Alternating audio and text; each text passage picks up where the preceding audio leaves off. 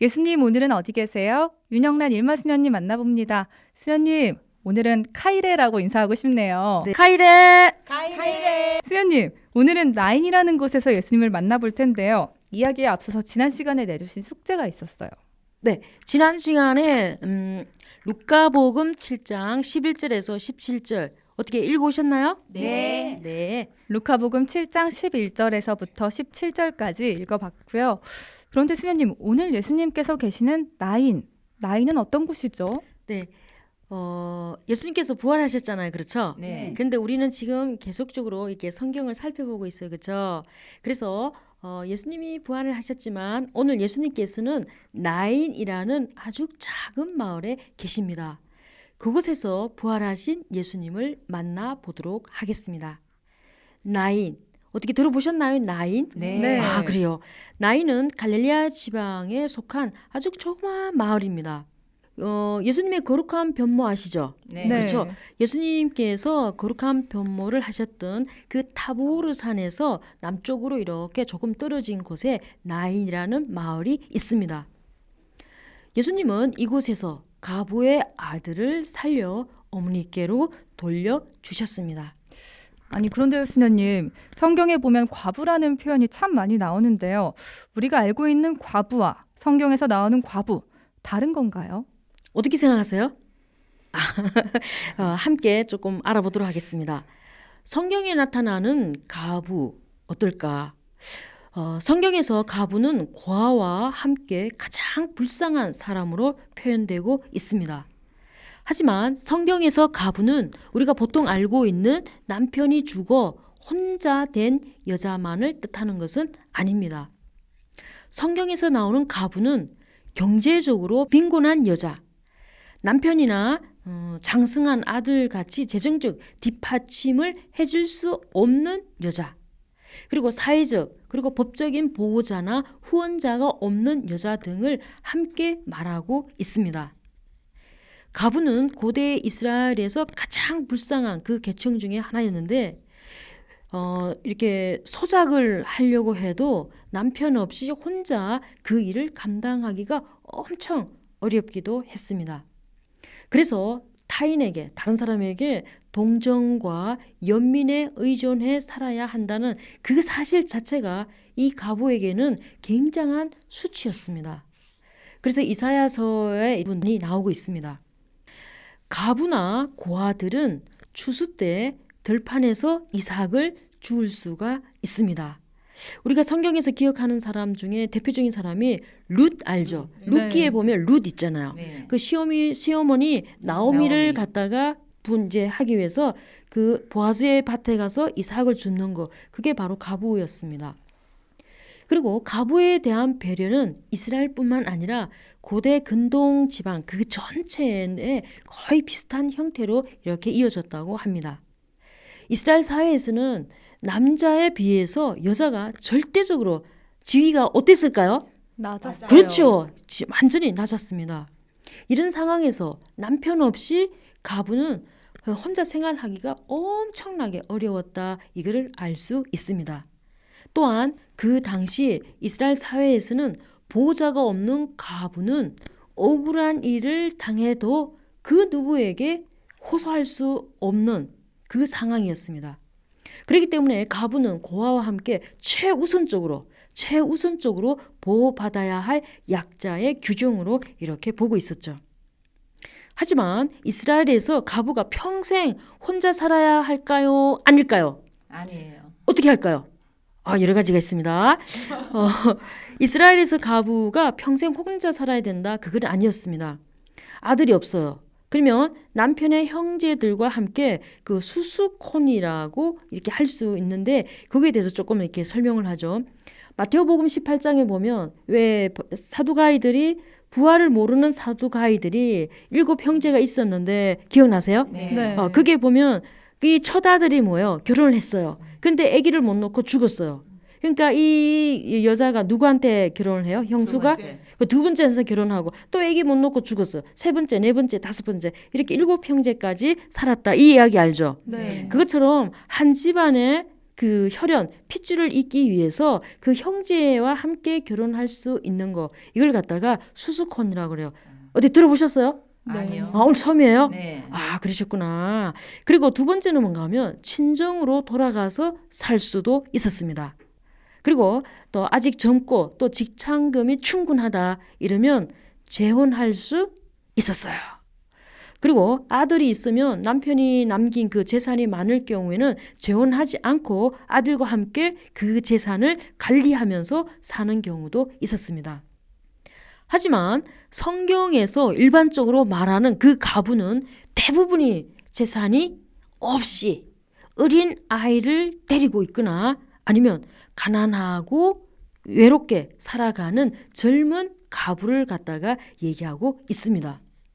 이런 가부는 고아와 이방인들과 함께 사회 그 하층계급이라고 그래서 그렇죠. 그 하층계급 그 빈곤층을 이루고 있었습니다. 그래서 이 가부는 공동체가 특별히 관심을 기울여야 하는 사람들이었죠. 이스라엘에서 가부를 돌보는 것은 누구일까요? 바로 하나님이십니다.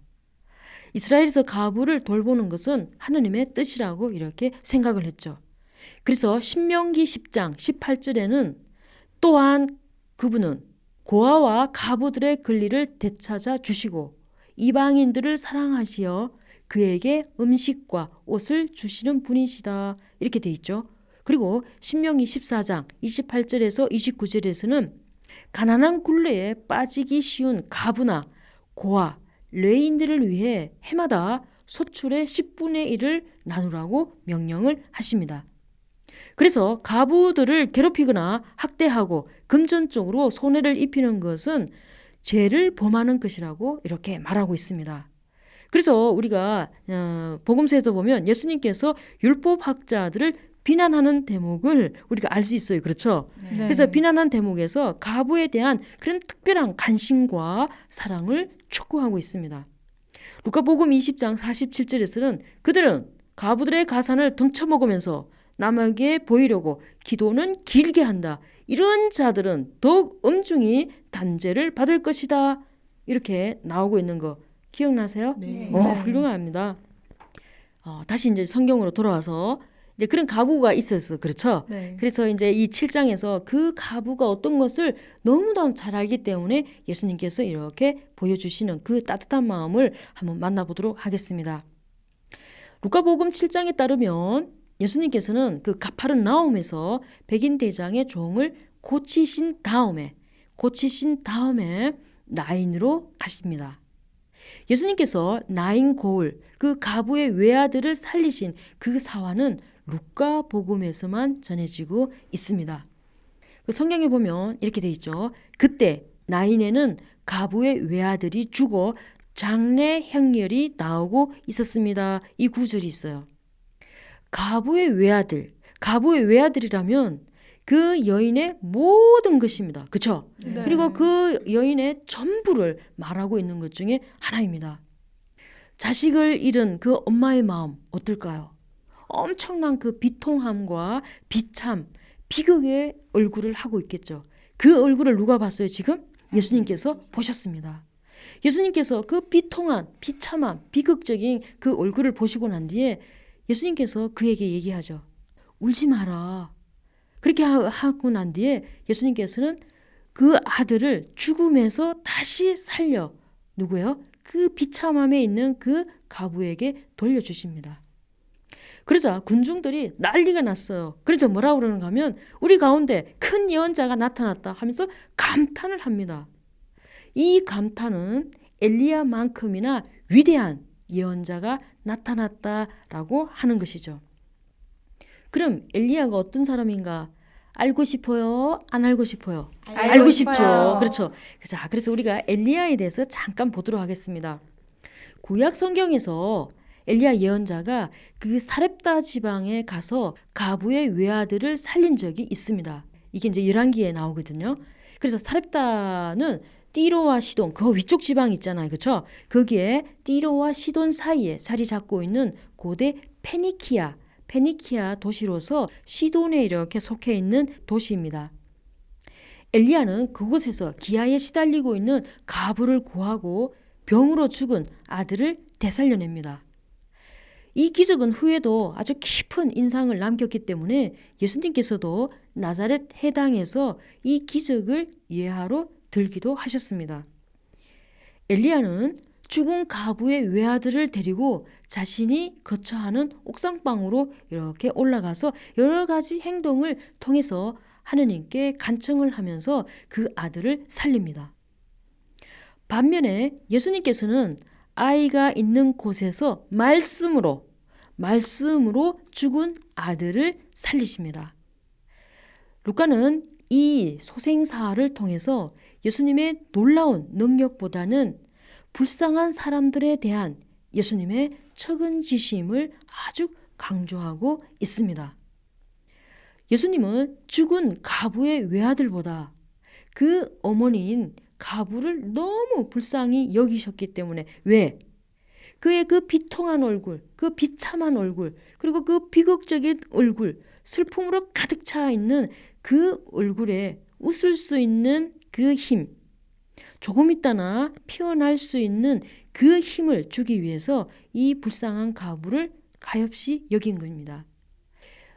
이 이야기에서 전체적으로 이렇게 보면 가부와 친구들의 믿음이 전혀 나타나지 않습니다. 보통적으로 예수님께서는 이렇게 하면 너의 믿음이 너를 구하였다. 아니면 중풍 환자 이렇게 고친 거 보면 이 환자보다도 그 4명의 사람이 예수님의 믿음으로 이렇게 고쳐준 거 있잖아요. 그래서 그들의 믿음을 이렇게 강조하고 있는데 이 부분에서는 그 가부나 친구의 믿음을 전혀 언급하지 않고 있습니다.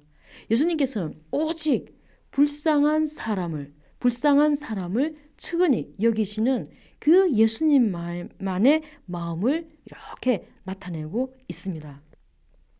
성경에서 가난한 이들의 전형은 남편이 없는 가부와 부모가 없는 고아라는 것을 우리는 잘 알게 되었습니다. 이들에 대한 하나님의 특별한 관심, 인간답게 살 수 있도록 우리에게 가족을 만들어 주었어요. 그래서 우리가 좀 더 행복하게 살 수 있도록 했던 이 가족의 중요함을 새삼 우리가 이 나인이라는 지역에서 알 수 있었습니다. 하나님은 가족을 잃은 이들을 억눌려서는 안 된다고 경고하십니다. 곧 그들의 처지를 이용해서 노동을 착취한다거나 억압하는 것을 죄악이라고 하십니다. 그들의 불의와 폭력에 억눌려 부르짖을 때 하나님께서는 스스로 그들의 보호자가 되어 주시리라고 약속을 하십니다.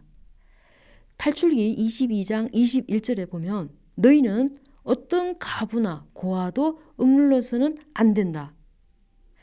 너희가 그들을 억눌러 그들이 나에게 부르짖으면 나는 그 부르짖음을 들어줄 것이다. 이게 있습니다.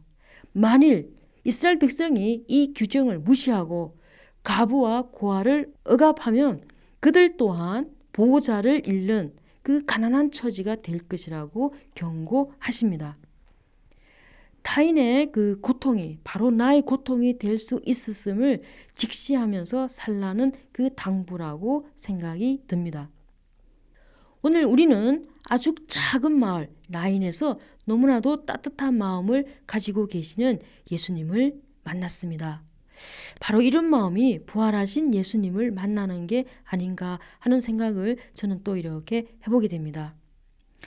예수님을 만난 그 가부, 그래서 마음이 따뜻해졌던 그 가부, 그 마음이 우리 마음으로 조금 들어오면 우리도 얼마나 큰 행복을 느낄 수 있을까 이런 생각을 해보게 됩니다. 그리고 우리에게 가장 큰 행복을 안겨다 주는 가족들에게 감사의 마음과 또 소중한 마음을 가져보는 것도 굉장히 큰 행복이라 생각이 듭니다. 아마도 부활하신 예수님께서 이런 감사의 마음 그리고 소중한 마음을 가질 수 있도록 하는 게 바로 부활의 선물이 아닌가 하는 생각도 들었습니다. 그리고 우리의 이 따뜻한 마음을 우리만 간직하는 것이 아니라 우리의 그 마음을 필요로 하는 이웃에게도 아낌없이 나누어 줄 수 있도록 한번 이 주간을 살아보면 어떨까 생각이 들었습니다. 네, 이렇게 주님 부활 대축일을 보낸 만큼 우리 주변에 소외된 분들은 없는지, 또 우리의 도움이 필요한 이웃들에게 우리가 주님 부활의 증거로서 직접 우리의 사랑을 나누고 전하면 좋겠어요. 수녀님, 다음 시간에는 어디서 예수님을 만나보나요? 다음 주에는 예수님께서 거룩한 변모를 하신 타보르 산으로 가보도록 하겠습니다. 다음 주를 기다리면서 마르코복음 9장 2절에서 10절, 마테오복음 17장 1절에서 9절, 루카복음 9장 28절에서 36절을 꼭 읽어오세요. 네. 네, 마르코복음 9장 2절에서부터 10절, 마테오복음 17장 1절에서부터 9절, 그리고 루카복음 9장 28절에서부터 36절까지 읽으면서 다음 시간을 기다릴게요. 수녀님, 오늘 말씀 감사해요. 저희는 다음 시간에 만날게요.